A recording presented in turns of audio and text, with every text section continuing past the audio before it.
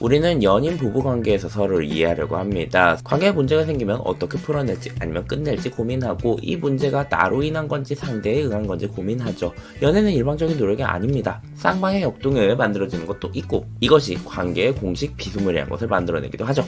일반적인 관계에 5가지 유형이 있는데요. 그것은 권력 중심 관계, 일방적 희생 관계, 학대적 관계, 있는 듯 없는 듯 관계, 협력적 보완 관계입니다. 각각의 어떤 특징을 가지는지는 다음 영상부터 하나하나 차례차례 소개하도록 할게요.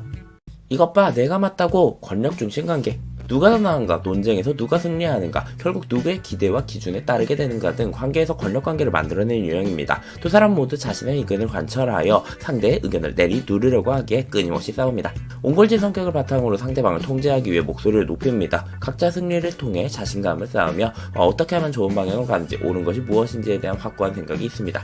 본 관계의 주요 감성은 긴장감입니다. 장기적으로 관계가 유지될 경우에는 어떤 모습을 보이게 될까요?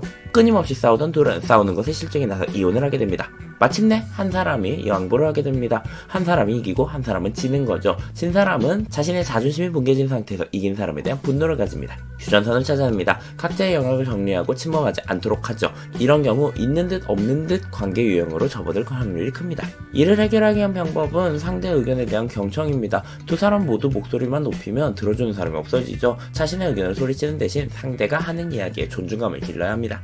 능동수동 관계. 한쪽이 관계에서 발생하는 모든 책임을 짊어지고 있고 다른 한쪽은 모든 짐을 맡기고 있는 유형입니다.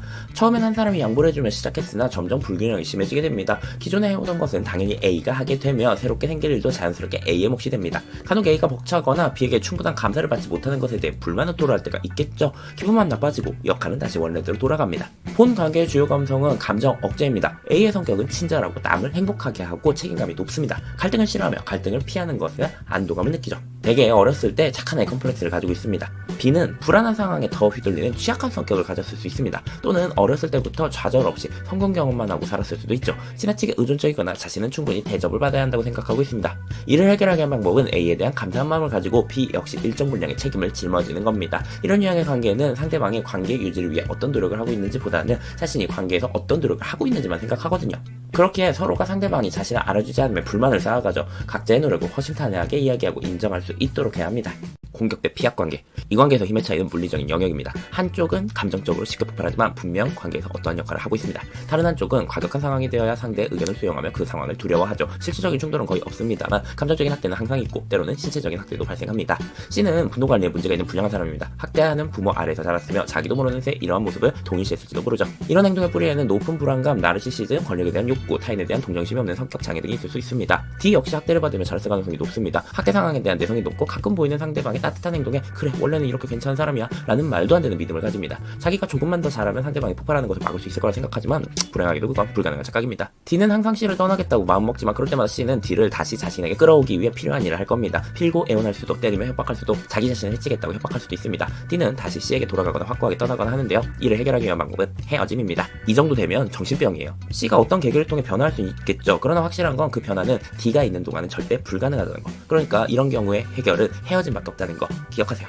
있는 듯 없는 듯 관계. 이 관계는 싸우지도 않지만 친밀하지도 않습니다. 두 사람 모두 그들만의 일상이 있으며 관계간을 공유하고 있는 것이 거의 없습니다. 연인, 부부라기보단 그냥 룸메이트처럼 보입니다. 오래된 관계에서 이런 종류의 관계에 빠지는 커플이 생깁니다. 어쩌면 잘못된 이유로 결혼을 했을 수도 있으며 문제가 있을 때마다 논쟁하기보단 서둘러 무마해버리기에 익숙해졌을지도 모르죠.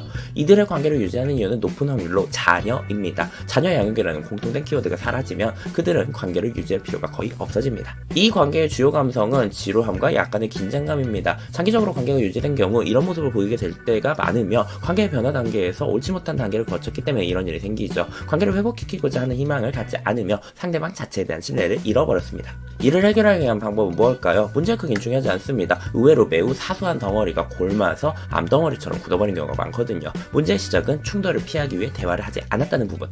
각기 노선에서 움직이는 걸 멈추고 대신 문제에 대해 이야기를 해야 됩니다. 다시금 관계를 연결짓고 공통의 관심사를 찾아야죠. 협력적 보완 단계. 이런 커플은 각자 상대방의 장단점을 깨닫고 적극적으로 받아들입니다. 서로를 보완하기 위해 노력합니다. 서로를 지지하고 두 사람 다 그들이 원하는 사람이 되도록 돕는 데 관심이 있습니다. 관계가 오래되기 시작할 때도 발생하는 문제를 해결하기 위해 적극적이며 애정과 믿음을 유지합니다. 이 관계의 주요 감성은 조심스럽고 여유가 있음입니다.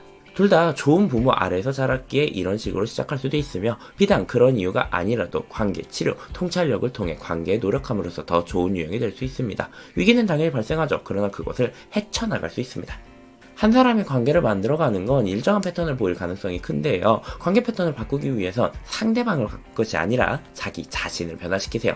여러분이 변화한다면 여러분의 파트너의 관계 또한 바뀔 수 있습니다. 선택은 여러분 몫이죠. 그러나 확실한 건 노력하면 변화는 충분히 가능합니다. 지금 아니면 언제 하시려고요?